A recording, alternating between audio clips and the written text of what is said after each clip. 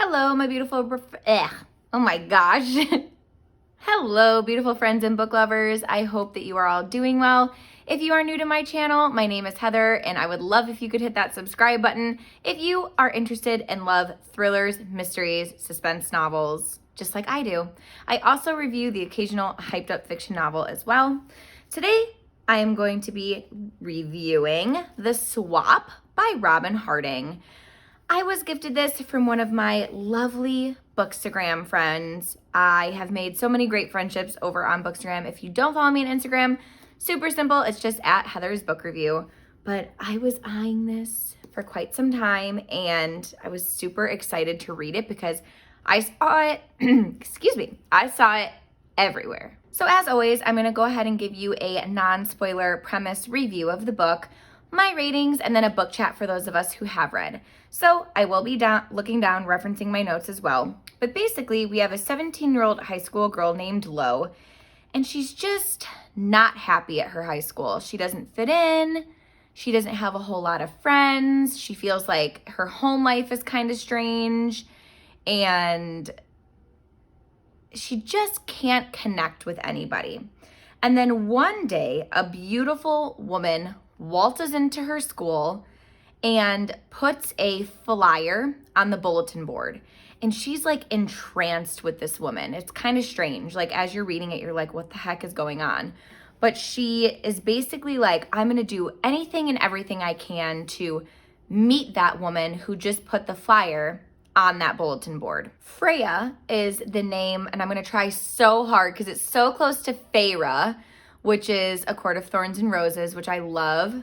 I have read and reviewed all of those books except for the fourth one, which I'm currently reading. I'll link those down below. But anyways, Freya is the woman that I was just referencing who came into the high school to put the thing on the bulletin board. But basically, Freya and Lowen's lives intertwine, and it becomes this addictive sort of read. Like as the reader, you're like, what is their relationship? What is going on? You get this sense that Lo is kind of attracted to this Freya woman, but also admires her. It's a very strange, how she feels for her is very strange, and it's murky waters, so to speak. Freya ends up offering this pottery class. So Lo signs up for it, and she goes over there, and one day things just get really out of hand. You have to remember, Lo is still in high school. She's still a child, and the relationship and the way that Freya behaves and acts and speaks with Lo is very inappropriate and also odd. And one day Freya ends up spilling all of these secrets about like her husband and their past life and why they moved to Lo, and the story just unravels from there. And it was an addictive read. Like I really couldn't put it down. So I do genuinely like to say, you know, if you like this book, then you should read this book. Or if you like this movie, then you should read this. This book is really strange, and it's hard for me to find another book like this one. But I will say, if you're the type of reader that enjoys books of like, what is really going on here? Like trying to put the pieces together of like, I feel like the author is making me assume something's going on here, but what's actually happening?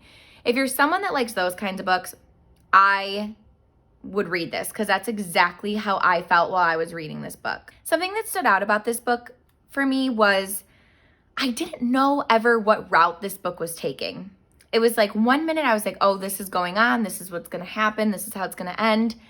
And then it would just do like a lane switch. And I really appreciated that about the book because I feel like that particular concept is what made me so intrigued with the book and made me want to keep reading it. Now I'm going to tell you what I rated the book.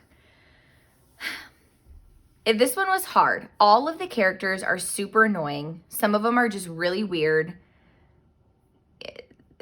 You can't connect with any of them. They're just strange and they're unlikable. The ending's a bit predictable. However, the concept of the book was like newer and interesting for me. I did end up giving it a 7 out of 10 for my personal rating, and for Goodreads, I am going to give it a 3 out of 10. If they did half stars, it would be 3.5, if that means anything for you. It was a good read. It wasn't great. Slightly predictable. There are some upsetting scenes as well. But that's basically it for the non-spoiler and ratings. So now I'm going to get into the book chat part of the video for those of us who have read. So it will contain spoilers. If you're new here, I would love if you could hit that subscribe button and we can connect on Instagram and Goodreads, which I will link in the description box below. So I had a lot of thoughts while I was reading this book. One of them being, how was Lo so obsessed with Freya so early on in the book? I felt like that was an instantaneous obsession. Let me know if you felt the same.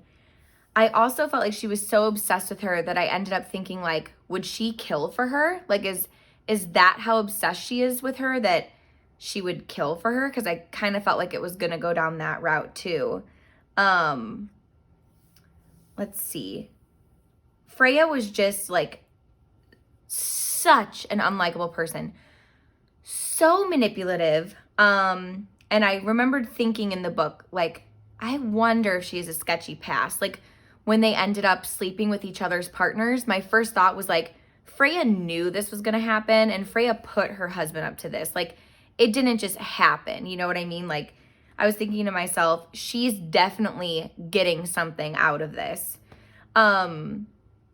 which ended up being correct, right? But I felt like the ending was predictable for sure. I felt like she was so selfish. I can't believe she was almost going to kill her own baby had Lo not stepped in. That part was a little unsettling to read, being 24 weeks pregnant myself. And I was like, wow, I knew she was evil, but I didn't know she was that evil. So that was like so crazy. But thank goodness Lo ended up, you know, stepping in and making the right choice. I'm happy that Lo could end up seeing through her obsession with Freya and ended up killing her at the end. I thought that was so crazy, but I'm happy that she didn't let Freya manipulate her to the point where, you know, things would have just gone bad and maybe more people would have ended up dying. So I did enjoy the read. Let me know in the comments what you thought as well. And as always, thanks so much for watching, and I'll see you in my next video. Bye, you guys.